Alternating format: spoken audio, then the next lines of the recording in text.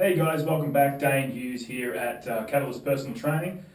Today's topic is overtraining. I've got a couple of questions here regarding overtraining and whether actually overtraining is real or not. So question one that I've got here is overtraining real? And I would have to say 100% without a doubt, yes, overtraining is real. I mean, there are a lot of videos on YouTube especially about, overtraining not being real and you're weak if you think overtraining is real and all that sort of deal. But you've got to remember that a lot of those videos are really just sensationalized for entertainment value, and it's 100% true that overtraining, in my opinion, is real.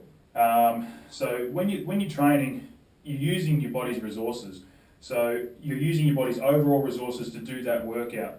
Okay, so if you're going to do an intense, hard workout, it's going to take all those resources.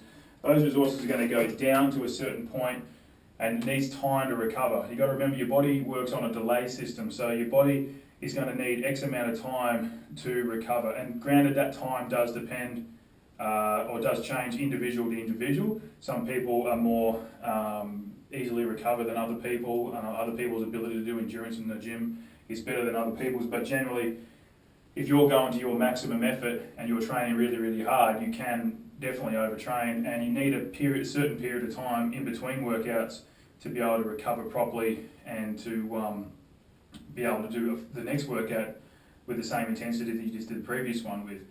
Otherwise, if you're going to do back-to-back workouts every single day, the intensity is just slowly going to drop and you'll actually go backwards in terms of your gains and rather than actually going forwards. So the next question here I've got here is how long should I wait to train again? And that really is just up to the individual. I mean, I personally like to wait until the muscles, let's say I've trained legs, I want to make sure that I've completely 100% recovered that body part before I even train another body part. So if I train legs and my arms are still fresh and my legs are sore, I still wait till those legs get recovered before I go and train arms, because if you think about it, like if your legs are sore, they're needing certain nutrients and the body's available resources to go into fixing those legs before I should even think about going into training another body part. So if I've already got sore legs and I go and train arms, and now my arms are sore, I've got two things are sore, now my body's nutrients are being split in two different directions rather than just going to fill one. And obviously, even when I'm in the gym training the arms, if my legs are sore, then I'm not going to be able to give my arms absolutely everything, because there's still a certain part of me that's going into fixing these legs. So I always like to make sure that I'm 100% recovered in whatever body part that I'm doing before I go and even train another body part. But then having said that, when I go and train that other body part, I have 100% all out on that body part. So rather than being sore in 5 different places and really undertraining a whole bunch of other places, I just wait until I'm 100% fixed and then I go in and train the other part 100%.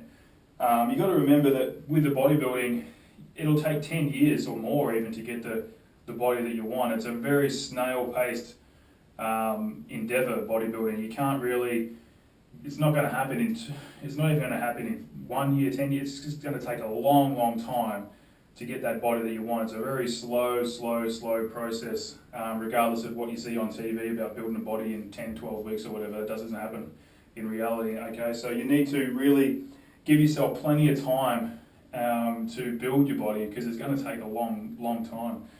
Like I said before, some people do it faster than others due to their genetics and all that sort of stuff and their natural recovery ability, but generally speaking, it's quite a slow process to build a body.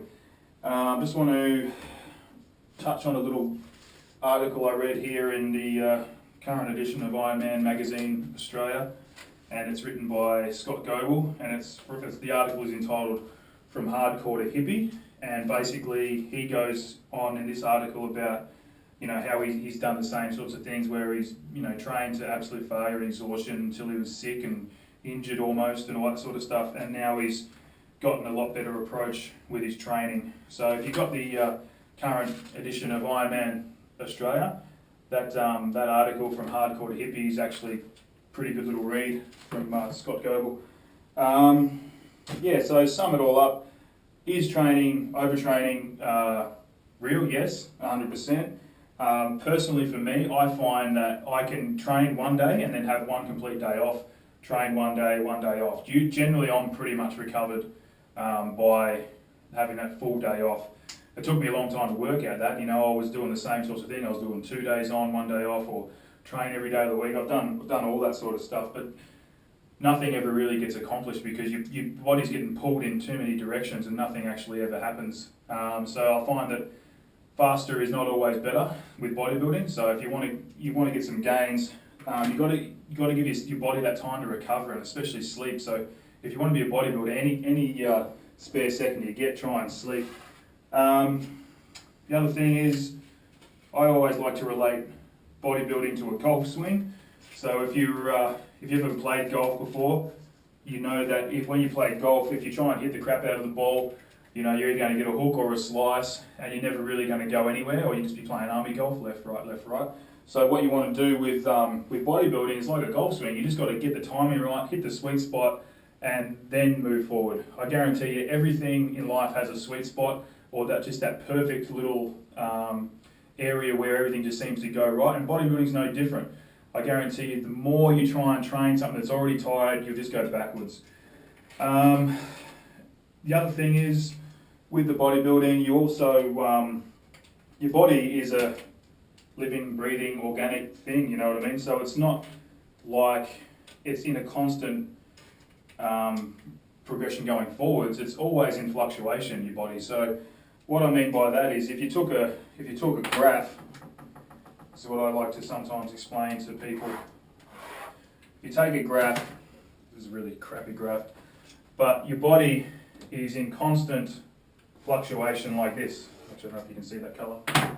Let's do the pen out here. Your body is always going up or down, or up or down. Okay, so depending on where you train, you might be at the top of that curve, you might be in the middle, you might be at the dead bottom, and you might have a few weeks at the dead bottom, of that curve. But I guarantee you, over time, if you get your nutrition right, and if you get your training right, and you get the recovery right, instead of just being here like this and going nowhere, your goal is to get your body going like this, okay?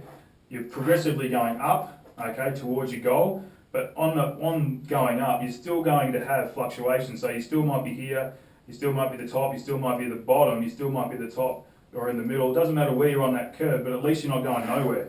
You know what I mean? So here, you're going nowhere. Here, you're still fluctuating as a human, but you're still going up in the right direction, okay? So a lot of people make the mistakes of just staying here, and I guarantee you, 90% of gym goers are this. They're just in a constant, their work, their sleep's crap, their food's crap, they're overtraining, they're doing the same workouts as well, which never helps because you're actually never changing your body. And you want to be constantly doing this, but this is like a 10-year thing, you know what I mean? This is like 10 years, this whole thing here. It takes so long, and it's a lot of people will also incrementally give up during that 10-year period to try and build their body. So the guys who are, have got the great bodies and all that sort of stuff have really worked super hard over that time frame. They've done everything right that they needed to do the whole time. They were down, they were up, they were down, they were up, just like everyone else, but they were doing it with all the right things, the right sleep, the right nutrition, the right training.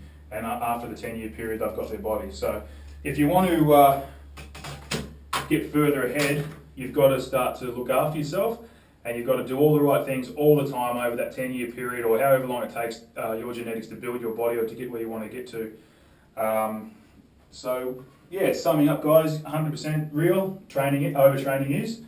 And yeah, it's a matter of just looking out for yourself and doing it consistently and repetitively without sort of putting too much pressure on yourself to do it instantly. I know we live in a bit of a instant satisfaction generation thing now where everyone wants everything done instantly, but still, that's why I love bodybuilding so much, is because there's no cheating, you can't just have it, and it's one of those few things left in life that you can't just have instantly, so you still got to do some work. So hope you enjoyed the talk, guys, and if you want any more information, just hook me up on Facebook, Dayne Hughes, that's Dayne Hughes.